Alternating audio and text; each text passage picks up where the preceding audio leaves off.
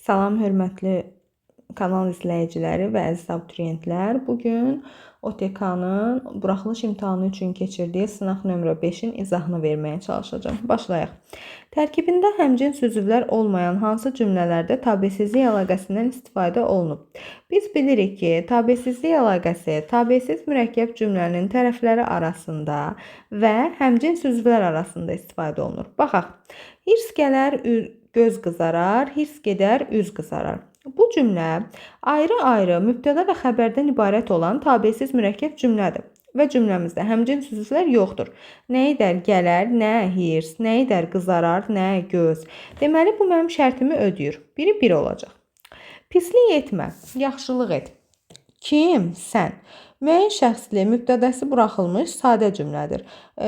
Həmcins üzvlər yoxdur, tabesizlik əlaqəsindən də istifadə edilməyib. Deməli, mən 2-ni çıxıram. 2 mənim şərtimi ödəmir. Qəzəbi yalnız şəfqət və məhəbbətlə yatırmaq olar. Nə etmək olar? Yatırmaq olar. Nəyi? Qəzəbi. Necə, nə cür? Şəfqət və məhəbbətlə yatırmaq olar. Şəfqət və məhəbbətlə sözləri burada həmcins üzvlərdir. Amma bizdən nə istəyir? Həmcins üzvlər olmayan istəyir. Ona görə də mən 3-ü də çıxıram. E variantı da getdi.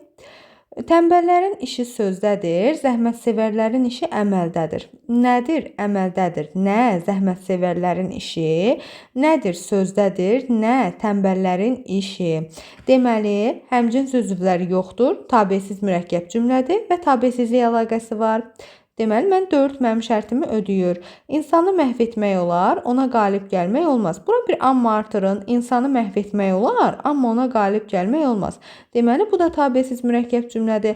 Cavab olacaq 1, 4, 5. B bəndi. 2-yə baxırıq. Hecaların birinin tərkibində 2 leksik şəkilci olan sözləri müəyyən edin.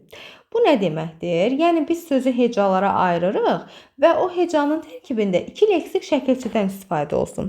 Baxaq, gəlin sözləri təhlil edək. Göy, göyər, göyərt, mədi. Köç, köçür, köçürt, köçürtsün. Baxın, göyərtmədi. Hecalara ayırsaq,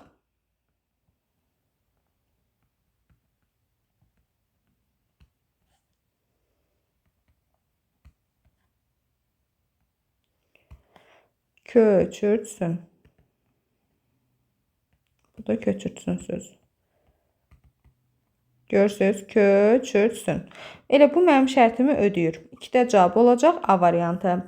Digər sözlərə baxsaq, yorursan, yorğun olur, yorğunluq. Soyursan, soyuq olur, soyuqqanlı.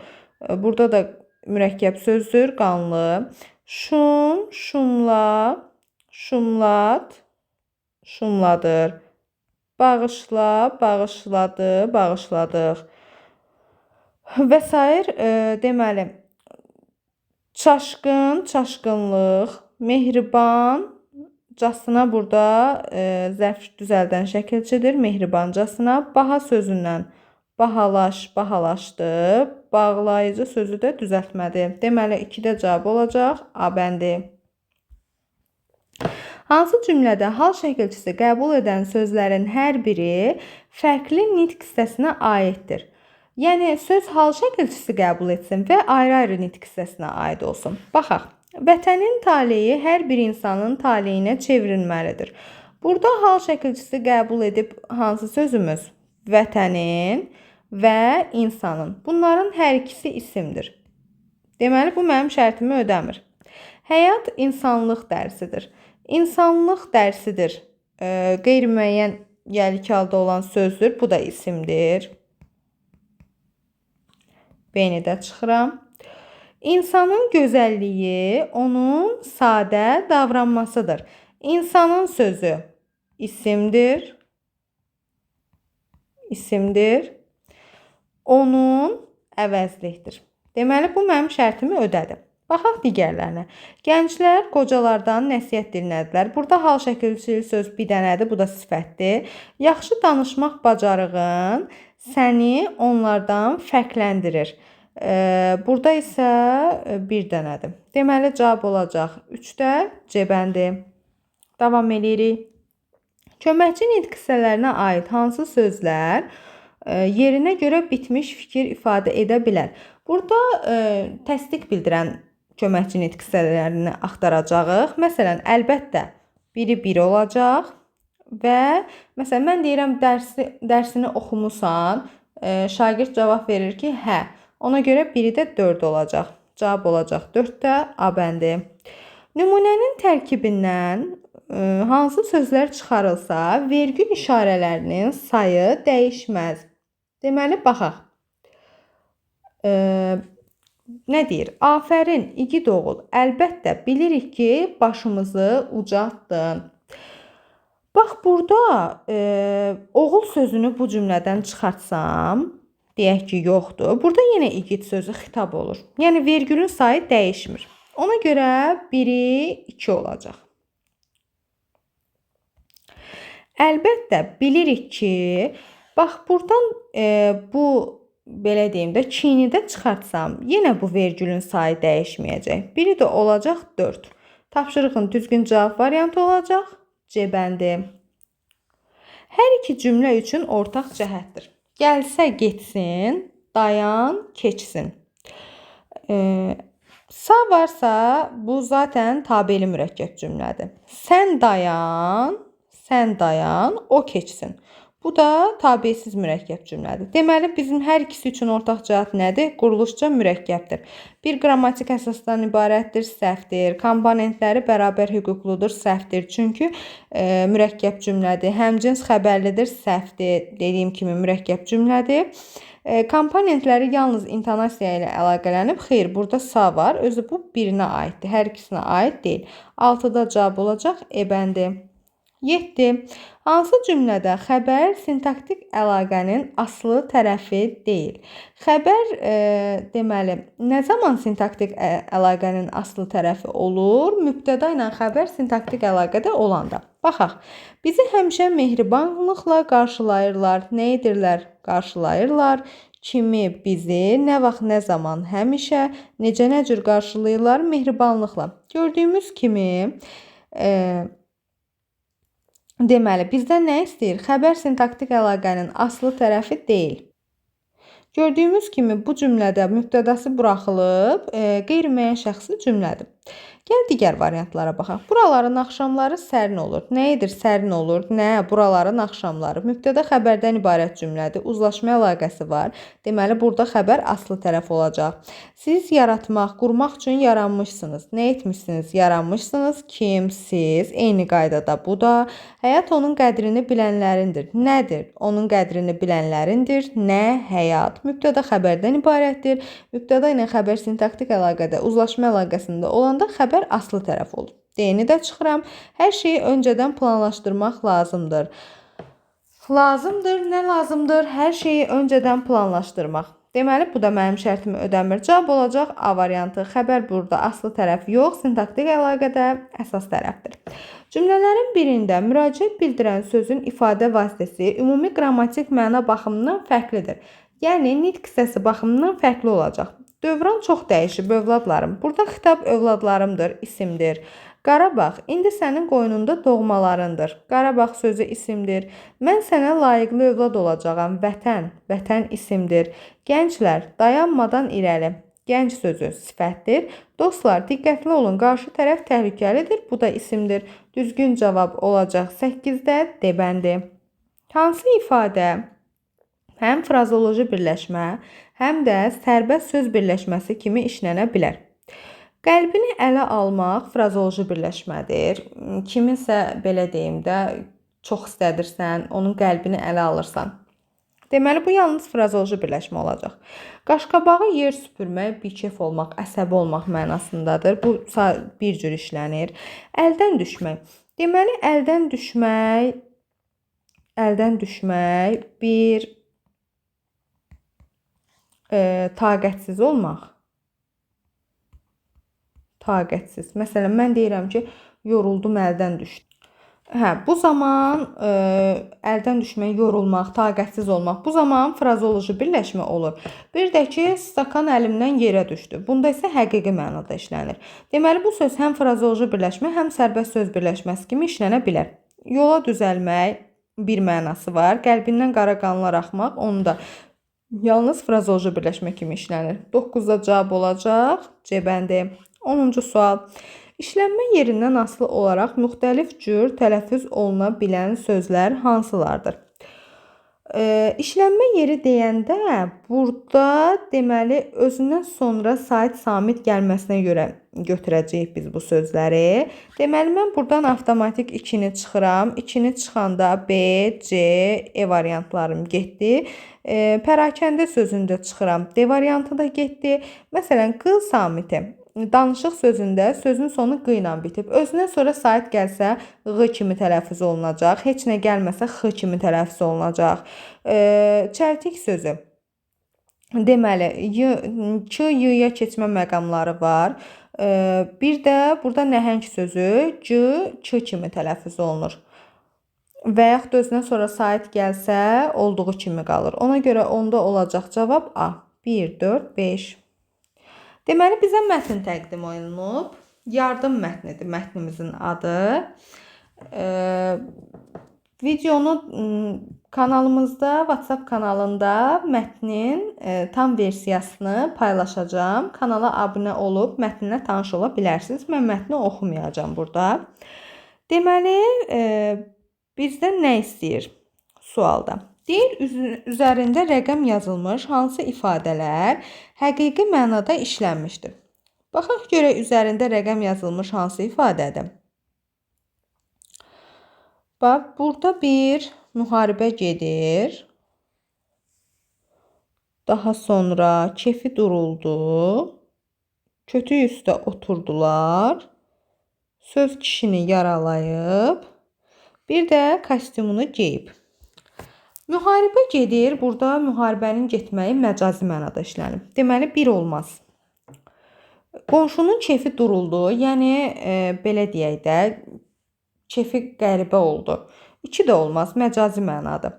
Qocalar bir kötü üstündə oturdular. Həqiqətən də kötü üstündə otura bilərsən də. Deməli, biri 3'dür. Görən pensiyanı verərlər. Söz kişini yaralayıb keçdi. Sözün kişini yaralaması məcazi mənadır. Ona görə 4 də olmaz. Nimdaş kostyumunu geyib. Kostyumu geyə bilərsən həqiqətən də. Cavab olacaq 3, 5. Düzgün cavabımız olacaq D bəndi.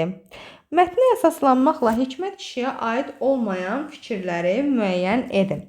Biz mətni oxusaq, görərik ki, Hikmət kişi yəni hansı işlərlə məşğuldur və bizdən aid olmayan fikirləri istəyir. Təsərrüfat işləri ilə məşğul olurdu, bəli. Evdə tək yaşayırdı, xeyr. Mətndə deyir ki, gəlir deyir, kostyumumu gətirin, mən gedirəm. Deməli, 2 mənim şərtimi ödəmir. Cəhbədəki nəvəsi üçün darıxmışdı, xeyr. Bu onun nəvəsi deyildi, o biri kişinin nəvəsi idi. Deməli, biri 3 olacaq. Kartını itirdiyi üçün başqasının kartından istifadə etdi, xeyr. Orada kartını uzadır. Hətta oğlan deyir ki, kodunu bilirsiniz, deyir sən bax yaz. Qarşılaşdığı adamların ən azından ikisinin evində cəbhədə olan şəxs vardı. Yəni bunu da bəli. Bir o qonşusu ilə danışır, bir də gəlir bankda qızla danışır. Cavab olacaq 2, 3, 4. D variantı. Davam edirik. Şərhlərdən biri qarşısında üçbucaq işarəsi qoyulmuş sözə uyğundur. Deməli, baxaq. Üçbucaq işarəsi harda qoyulub? Fond sözünün şərhinə baxacağıq. Ümumi mənada müəyyən məqsəd üçün toplanmış və ayrılmış vəsait, ehtiyat və resurs. Bəli, fond sözünün mənası bu deməkdir. Kitabda istənilən səhifəni qeyd etmək üçün xüsusi alət, xeyr. Bir-birinə bərkidilmiş metal saplardan hörülmüş, güc və çəkmək üçün istifadə olunan möhkəm çevik bax, xeyr. Külək gücündən istifadə edərək qayıqları hərəkətə sistem, xeyr. Qalın və nə, xeyr. Mətnə əsasən hansı sualı cavablandırmaq mümkündür? Deməli, bankomat şəhərdə yerləşirdi, yoxsa kənddə? Biz bunu bilmirik. Deməli, A olmaz. Hikmət kişi fonda nə qədər pul götürdü? Biz bunu da bilmirik. Hikmət kişi kart nömrəsini əzbər bilirdimi? Bəli, bunun cavabını biz verə bilərik də. Burada deyir ki, baxın, deyir mənim gözüm görürmü ki, özüm yığam? Nömrə burada yazılıb. Al özün yığ. Görürsünüz, deməli onu əzbər bilmirdi. cavablamaq mümkün olanı soruşur. Olacaq C bəndi. Hikmət kişi hansı nəqliyyat vasitəsindən istifadə etdi? Bu da məlum deyil. Döyüşlər hansı şəhərdə gedirdi? Biz bunu da bilmirik. 14-də cavab C. 15. Hansı nümunə mətnin plan bəndi ola bilməz? Əsəbi cavab. Bəli, orada Hikmət kişinin niyyətini bilmədən ona əsəbi cavab verir. Cəhbədən gələn zəng deyir ki, nəvəmlə danışmışıq, deyir Şuşaya keçəcəyi. Yanlış anlaşılma. Bəli, orada Hikmət kişinin niyyətini bilmir və onu yanlış anlayır. Bunu da deyə bilərik. Gecikmiş yardım. Xeyr, bu mətnimizin plan bəndi ola bilməz axı. Yaşlı adama hörmət. Bəli, orada görsən şəxs deyir ki, gəlin əyləşin, siz yorularsınız. Cavab olacaq 15-də D variantı. Nöqtələrin yerinə uyğun gələn ifadəni yazın. Deməli,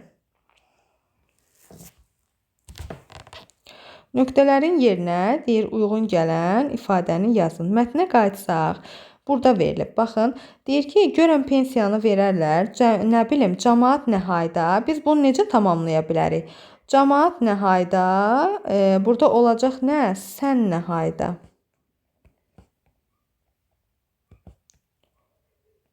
On altıda cavab bu ifadə olacaq. 17.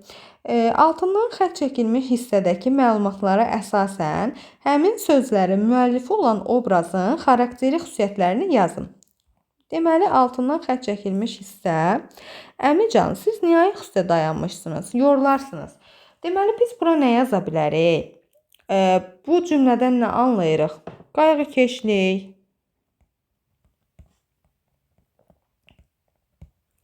Qayğıkeşlik, mədənilik, diqqətçilik və s. 18. Mətndə çərçivədə verilmiş ifadələrə əsasən cədvəli tamamlayın. Deməli, bizə 2 dənə söz verib. Qovmaq və yağmaq sözlərini verib. Gəl baxaq görək, deməli, mətndə hansı funksiyada işlənib bu qovmaq sözü. Dünən danışmışıq, deyir düşməni qovuruq.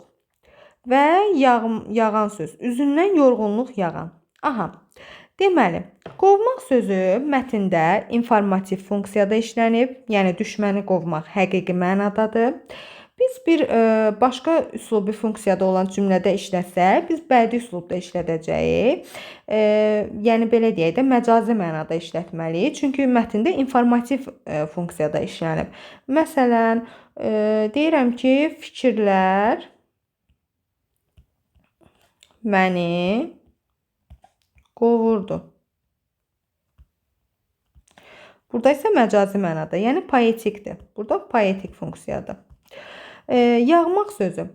Yağmaq sözü isə biz görürük ki, mətndə poetik funksiyada işlənibdir. Yəni, üzündən yorğunluq yağırdı. Bu məcazi mənadadır.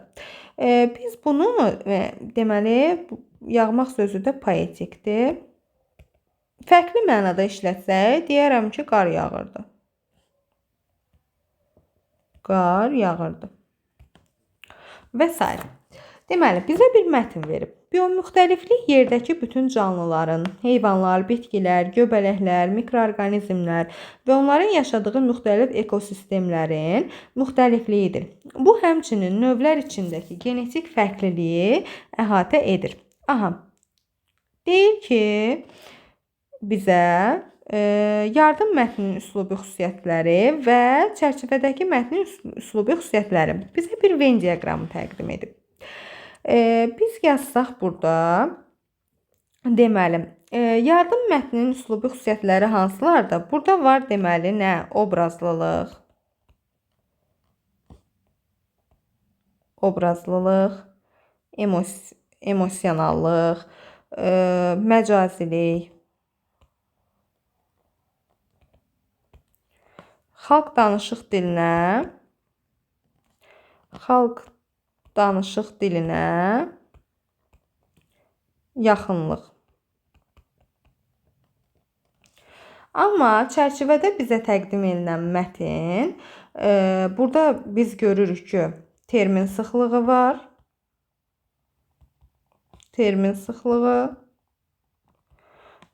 Fikirlər dəqiq və konkretdir.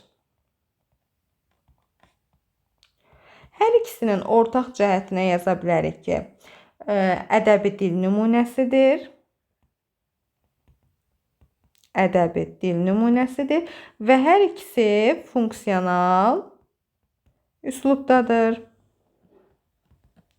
Hər ikisi funksional üslubdadır. İnsanlar, hadisələr haqqında tələsi, dəqiqləşdirmədən qərar vermək yanlışdır deyimini mətnlə əlaqələndirib fikirlərinizi yazın. Burada da bu cümləni mətnlə əlaqələndirəcəyik. Məsələn, biz mətndə oxuyuruq ki, Hikmət kişinin niyyəti qarşılaşdığı adamlar tərəfindən düzgün başa düşülmür. O, Nemət kişinin yanında pensiya haqqında sual verir, lakin Nemət kişi elə başa düşür ki, o pulcudur, onu qınayır. Bu da Hikmət kişinin xətrinə dəyir, yəni o inciyir. Məsələn, bundan başqa bankda gəlib yardım fonundan pul köçürmək istəyəndə də o etinasızlıqla qarşılaşır.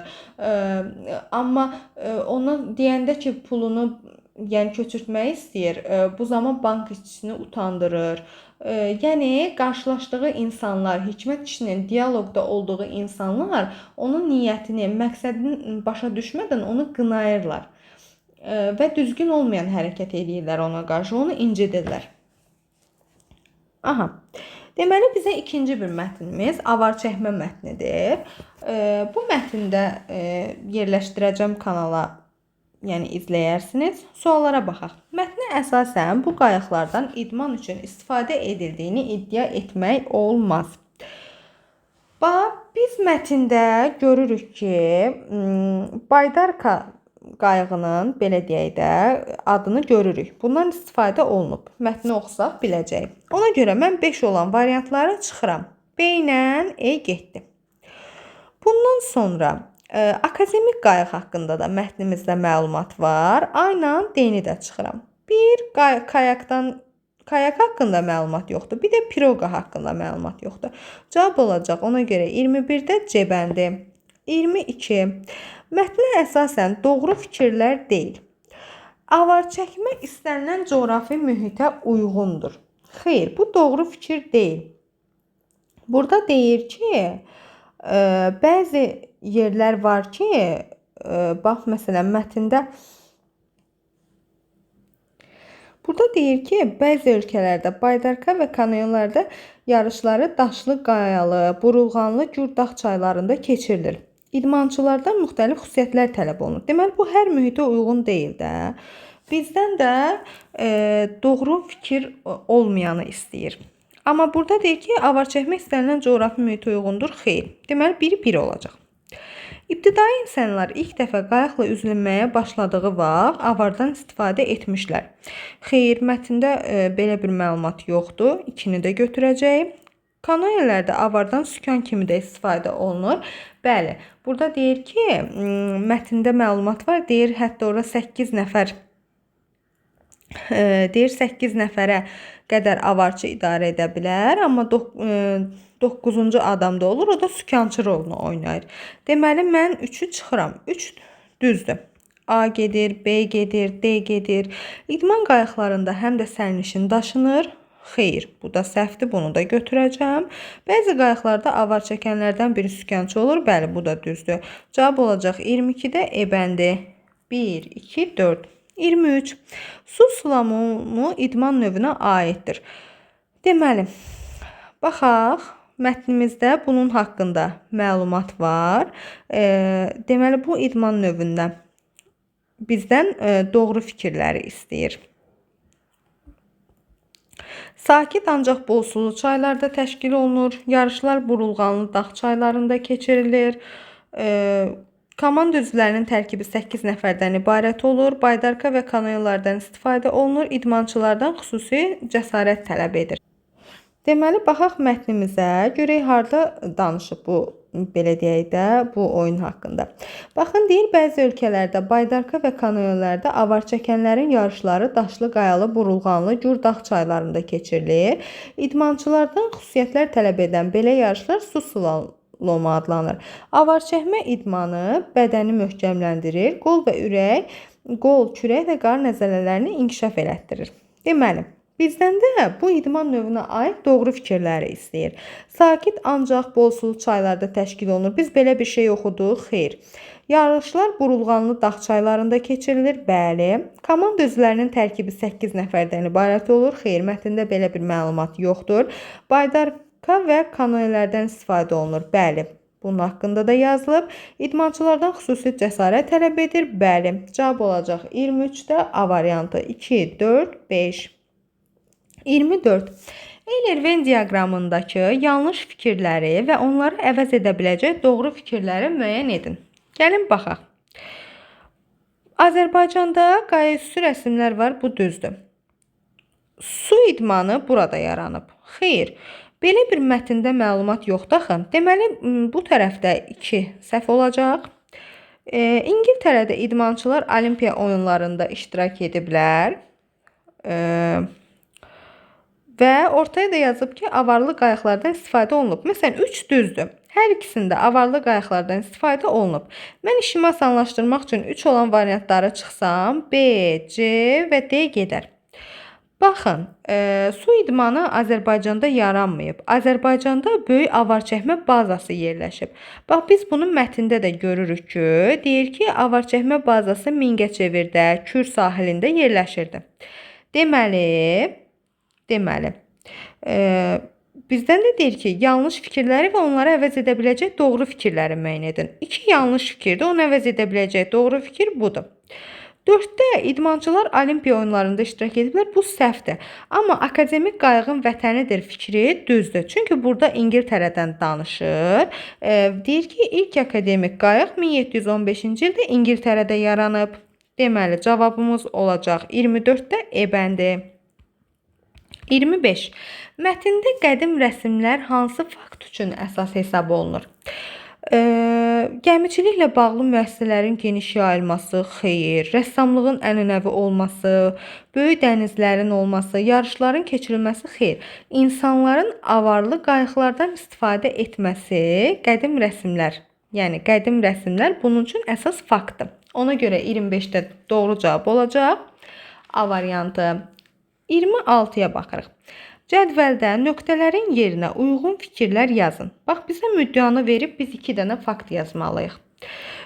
Keçmişdə Şimali Amerikada da müxtəlif qayıqlardan istifadə olunub. Bəli, bu müddəadır.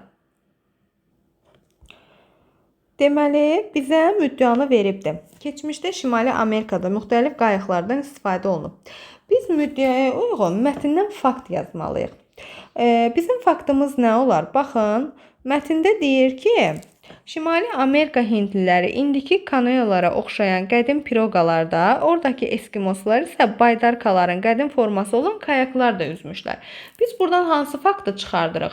Deməli, Şimali Amerika hindliləri qədim piroqalardan istifadə ediblər, eskimoslar isə kayaklardan istifadə ediblər. Düzgün cavab olacaq bu şəkildə. Yazsaq, Şimali Amerika hindliləri, deməli, piroqalardan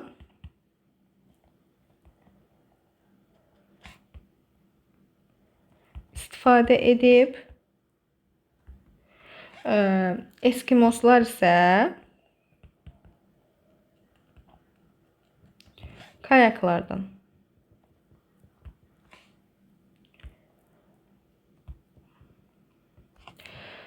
Davam edirik. Mətnə əsasən avar çəkmə idmanı ilə məşğul olmağın faydaları ilə bağlı fikirlər yazın. Deməli, biz mətnə qayıtsaq, mətndə avar çəkmədən danışanda burada deyir ki, avar çəkmə idmanı bədəni möhkəmləndirir, qol, kürək, qarın əzələlərini inkişaf elətdirir. Deməli, bizdən də deyir ki, faydaları ilə bağlı fikirlər yazın. Qarın əzələlərini möhkəmləndirir.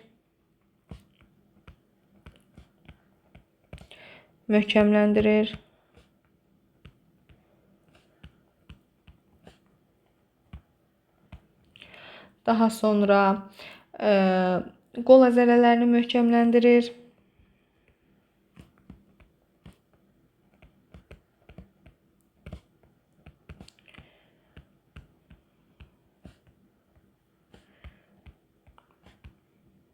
və s. Mətndəki nöqtələrin yerinə uyğun ifadələr yazın. 2 dənə ifadə istəyir bizdən mətndəki nöqtələrin yerinə. Deməli, mətndə idmançılardan nə yaza bilərik bura? Yaza bilərik cəsurluq, daha sonra məharət, ondan sonra yaza bilərik çeviklik, bacarıq və s. İdmançılardan cəsurluq, məharət, çeviklik, bacarıq kimi xüsusiyyətlər tələb edən yarışlar su slalalomu adlanır. Bunu da baxdıq. 29. Uyğun fikri seçin və seçiminizi əsaslandırın. Deməli, bizə qrafada bir mətn veribdir. Bədən tərbiyəsi və idman sahəsində dövlət siyasətinin əsas prinsipləri aşağıdakılardır. Bədən tərbiyəsi və idman hərəkatının idarəetmə sisteminin yaradılması və təkmilləşdirilməsi. Deməli, biz buna uyğun fikri seçib və seçimimizi əsaslandırmalıyıq. 2 mətnin müqayisəsi. Çərçivədəki mətn əsas mətnin üslubunun səciyyəvi xüsusiyyətlərinə uyğundur və yaxud da uyğun deyil.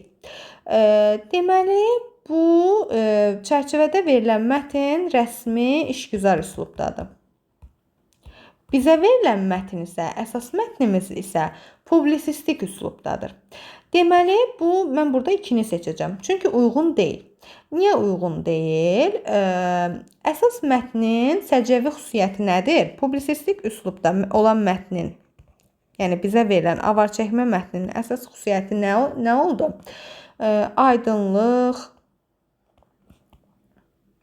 kütləvilik, kütləvi anlaşıqlıq əsasdır orada.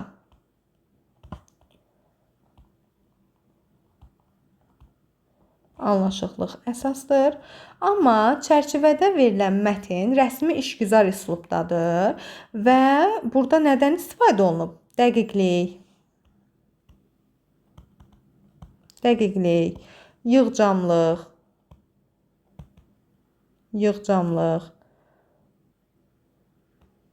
standartlılıq və s. 30-cu sual. Mətndə üzərində rəqəm yazılmış, yazılmış ifadələr əsasında cədvəli tamamlayın. Deməli, üstündə rəqəm yazılan ifadələrə baxsaq mətnimizdə. Burada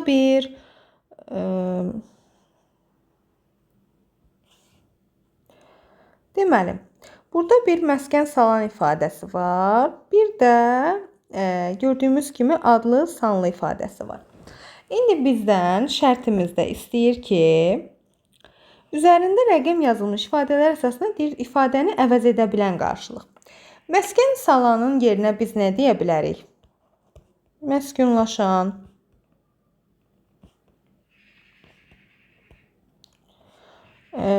yaşamağa başlayan,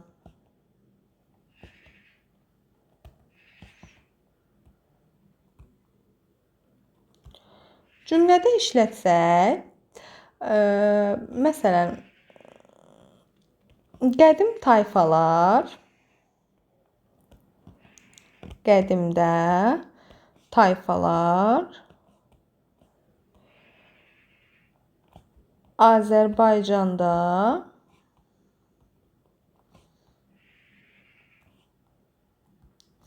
məskunlaşmışdır.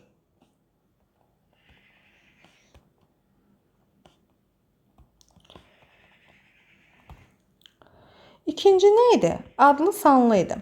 Biz onu nə ilə əvəz eləyə bilərik? Məşhur, tanınmış, populyar. Cümlədə işlətsək, məsələn, məşhur sənət adamları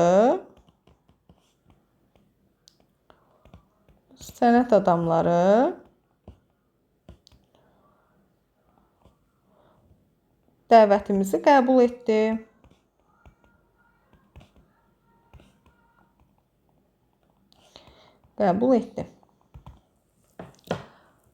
Və s. Bu qədər hörmətli izləyicilər. Ümid edirəm ki, izahım yəni sizi qane elədi və sizə aydın olmayan məqamları öyrənə bildiniz. Kanala abunə olub, bəyənməyi və rəy yazmağı unutmayaq.